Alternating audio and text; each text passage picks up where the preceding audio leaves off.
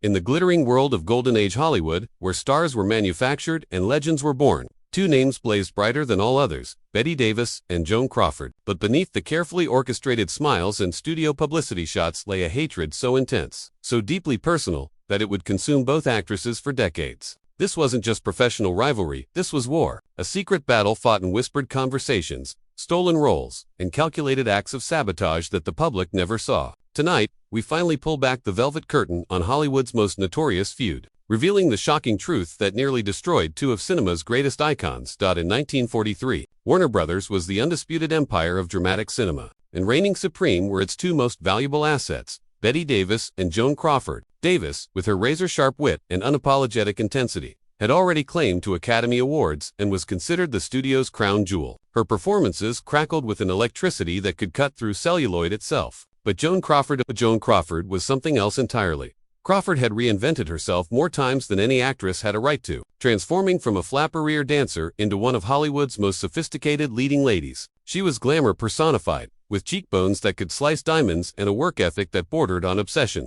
Where Davis was fire, Crawford was ice-controlled, calculated, and absolutely lethal when crossed. The studio system of the 1940s was a pressure cooker of ambition, and Warner Brothers had the two most combustible elements in Hollywood under the same roof. Jack Warner, the studio head, played his stars like chess pieces, often pitting them against each other for better performances and tighter control. Little did he know, he was about to ignite a feud that would burn for the next 3 decades. Both women were at the peak of their powers, each convinced they deserved to be the studio's #1 star. Davis had the critical acclaim, but Crawford had the box office numbers. It was an unstable equation that could only end in explosion. The stage was set for a rivalry that would become the stuff of legend, whispered about in Hollywood circles for generations to come. The first cracks in their professional facade appeared during script negotiations. Both actresses demanded top billing, the best dressing rooms, and first pick of the studio's prestige projects. What started as typical star behavior soon escalated into something far more personal and devastating. The year was 1944. And Warner Brothers had acquired the rights to what would become one of the most coveted roles in Hollywood, Mildred Pierce. The character was complex, tortured, and absolutely perfect for either of the studio's leading ladies. But there was only one Mildred Pierce, and both Bette Davis and Joan Crawford wanted her desperately. Davis, riding high on her recent success in Now, Voyager, assumed the role would naturally come to her. After all, she was Warner Brothers' dramatic darling, the actress who could transform any script into Oscar gold. She had earned her stripes, paid her dues, and this role seemed like the logical next step in her illustrious career. But Joan Crawford had other plans. Behind closed doors, she was orchestrating a campaign that would showcase her political savvy and ruthless ambition. Crawford understood that in Hollywood, talent alone wasn't enough. You needed to play the game, manipulate the system, and strike when your opponent least expected it.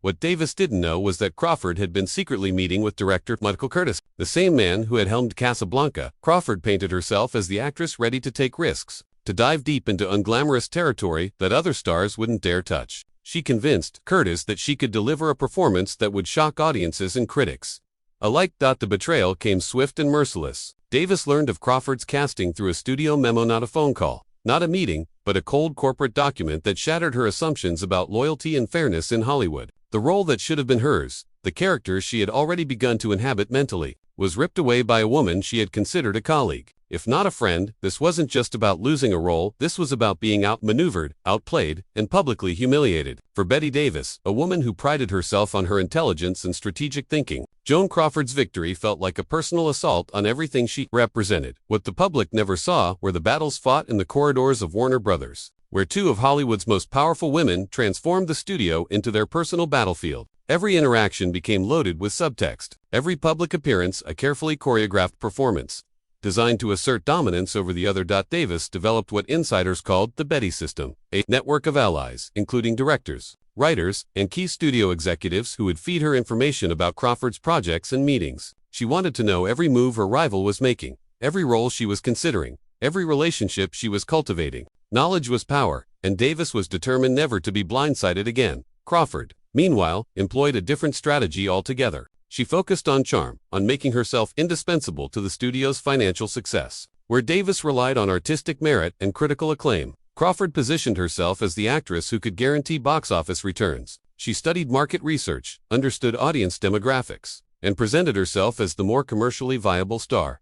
The psychological warfare was relentless. Davis would arrive at the studio commissary precisely when she knew Crawford would be dining with important producers, forcing awkward encounters that neither could avoid. Crawford would schedule her wardrobe fittings during Davis's rehearsal times, ensuring that the costume department's attention would be divided. Their assistants became unwitting soldiers in this Cold War, carrying messages that were often more threat than communication. Makeup artists found themselves caught between conflicting demands, lighting crews were asked to favor one actress over another, and even the studio's cleaning staff became sources of intelligence about whose dressing room received more visitors.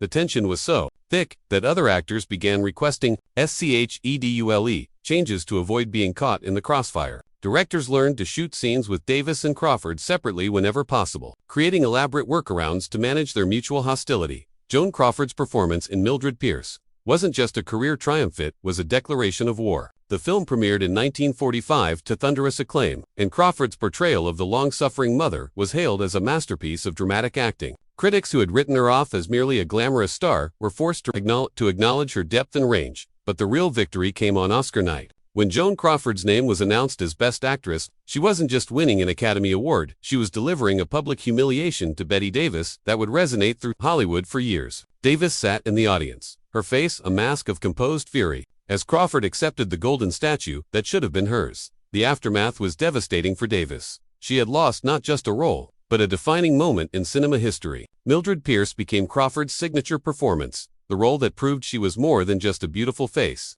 It was artistic validation of the highest order, and Davis had been forced to watch it happen from the sidelines. Crawford's acceptance speech was a masterclass in gracious victory, but those who knew her well could detect the subtle barbs aimed at her absent rival. She spoke of perseverance, of never giving up despite setbacks, of proving that an actress could reinvent herself at any stage of her career. Every word was chosen carefully, designed to highlight her own strength while implying Davis's limitations. The industry took notice. Crawford had outmaneuvered one of Hollywood's sharpest minds and emerged victorious. Power brokers who had previously favored Davis began to reassess their allegiances. If Joan Crawford could orchestrate such a complete victory, what else might she be capable of? For Davis, the loss was more than professional disappointment. It was a fundamental shift in how she viewed her place in Hollywood's hierarchy. She had been dethroned, and the woman who had claimed her crown was now untouchable.